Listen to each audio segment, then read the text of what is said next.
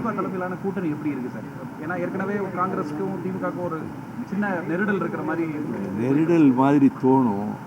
அது சும்மா நீர்கிழித்த வடு போல மறைந்து விடும். போய் பேசியிருக்காங்களே திமுகவினுடைய துணை பொதுச் செயலாளர் அங்கே காங்கிரஸ் தலைவர் ராகுல் காந்தியை பார்த்து பேசியதாகவும் அதில் தேர்தலை பற்றியும் பேசியதாகவும் நம்ம ஏடுகளையும் டிவிலையும் வரதை வச்சு தான் சொல்கிறோம்.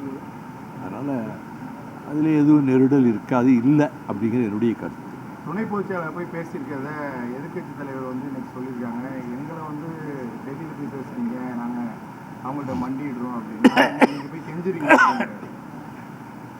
அது அகில இந்திய கட்சி, இந்தியாவில் பல ஆண்டுகள் ஆட்சியில் இருந்த கட்சி. அந்த கட்சி தலைமையோடு போய் பேசுகிறத, மற்றபடி பிஜேபியோட ஏடிஎம்கே எந்த விதத்தில் அவங்க நடந்துக்கிட்டாங்க அதை கம்பேர் பண்ணுறதுக்கு அதுக்கு தகுதியற்றவர்கள் ஏடிஎம்கேக்காரங்க. அவங்க அந்த தங்கள் தகுதிக்கு ஏற்ப ஒரு மாநிலத்தை ஆண்ட கட்சிங்கிற தகுதிக்கு ஏற்ப அவர்கள் நடந்து கொண்டதில்லை.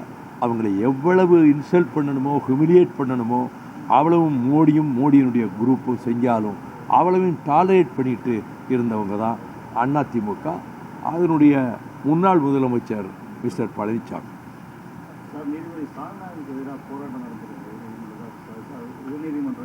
நீதிபதி தன்னுடைய வரம்புகளை மீறிவிட்டார் என்பது என்னுடைய கருத்து. He has gone out of bounds. அவரே ஒரு தீர்ப்பை கொடுக்கும்போது கடைப்பிடிக்கப்பட்ட வரம்பை மீறி ஒரு தீர்ப்பை கொடுத்தாரு.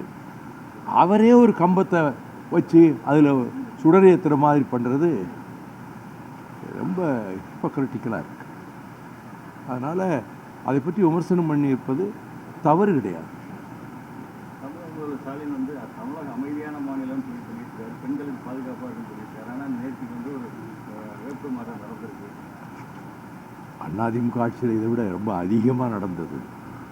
இப்போ இந்த மாதிரி சம்பவங்கள் நடக்கும்போது பதைத்து போய் மிகுந்த வேதனையோடு நம்முடைய முதலமைச்சர் அவர்கள் விரைந்து உடனடியாக நடவடிக்கை எடுக்க படித்து 48 மணி நேரத்துக்குள் அந்த கொடும் குற்றவாளிகள் இதுவரை கைது செய்யப்பட்டுத்தான் வந்திருக்கிறார்கள். அவர் பதட்டத்தோடும் கவலையோடும் உடனே காவல்துறைக்கு என்ன இன்ஸ்ட்ரக்ஷன்ஸ் கொடுக்கணுமோ அதை கொடுக்குற கடமையை முதலமைச்சர் சரியாகவும் மிகச்சரியாகவும் நிதானமாகவும் செய்து வருகிறார் என்பது என்னுடைய அபிப்பிராயம். ரயில் நிலையங்களில் இந்தி மொழிக்கு பிரதானமாக முக்கியத்துவம் தந்துட்டு இருக்காங்க. இப்போ அறிவிப்பு பலகைலாம் அதிகமாக இந்தியா மாற்றிட்டு இருக்காங்க.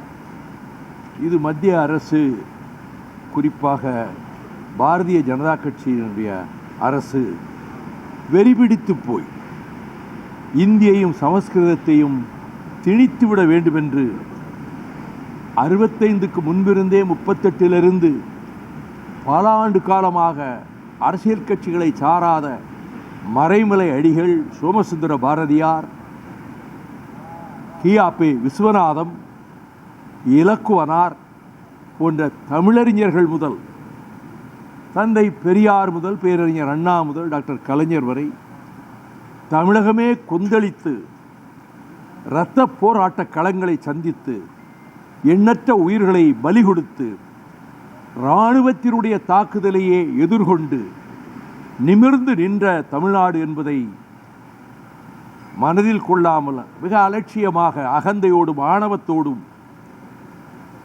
மத்திய அரசு திணிக்க முயல்வது, they will reap the consequences. எதிர் விளைவுகளை அவர்கள் நிச்சயம் சந்திக்க வேண்டிய நிலைமை உருவாகும். தேர்தல் அறிக்கையில் முக்கிய அம்சங்கள் என்னவா? தமிழகத்தினுடைய வாழ்வுரிமைகளை பாதுகாப்பது அதிலே ஒரு முக்கிய அம்சமாக இருக்கும்.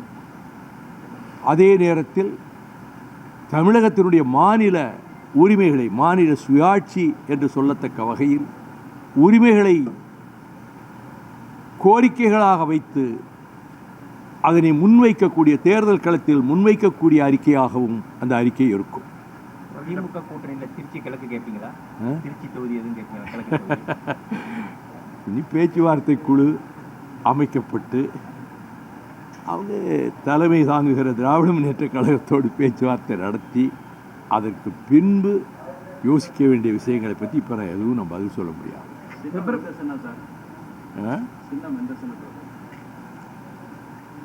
பொறுத்திருந்து பாருங்கள். சார் 4 முனை போட்டி அப்படின்னு பிரேமலதா சொல்லியிருக்காங்க. ஏற்கனவே தமிழக முதல்வர் வந்து 200க்கும் மேற்பட்ட இடங்களில் வெற்றி பெறுவோம்னு சொல்கிறாங்க திமுக. இது எப்படி இருக்கும் இந்த எலெக்ஷன்? 4 முனை தமிழக முதல்வரின் நம்பிக்கை, அவருடைய எதிர்பார்ப்பு, அவர் இப்பொழுது யூகித்திருப்பது, கணித்திருப்பது நிச்சயமாக நடக்கும் என்று நான் நம்புகிறேன். ஒன்றிய அரசு பட்ஜெட் தாக்கல் பண்ணிருக்காங்க. பொதுவாக வந்து எந்த மாநிலங்களுக்கு தேர்தல் வருதோ அந்த மாநிலங்களுக்கு அதிகமான நிதிகள் ஒதுக்கப்படும். இந்த தடவை தமிழ்நாட்டுக்கு ஒதுக்க வாய்ப்பு நினைக்கிறீங்களா?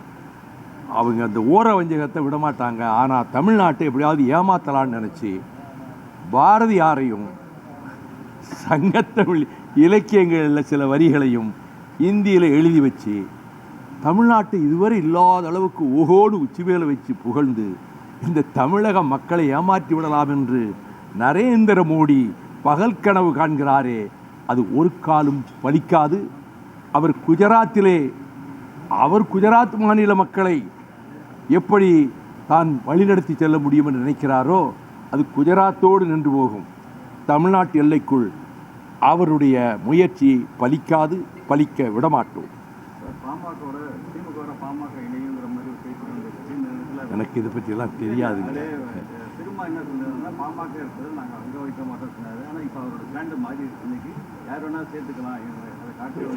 அவர் எதுவுமே நிதானமாக யோசிச்சு தான் சொல்வாருங்க.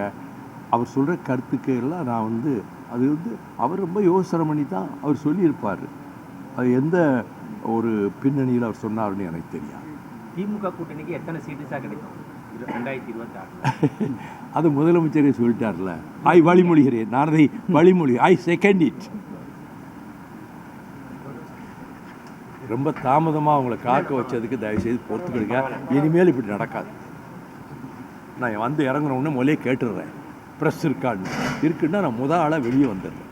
நீங்கள் வந்துடுவீங்க, நாங்கள் வெயிட் பண்ணுவோம். சாரி, கைண்ட்லி பேர். நாங்கள் இன்ஃபார்ம் பண்ணிடுவோம்.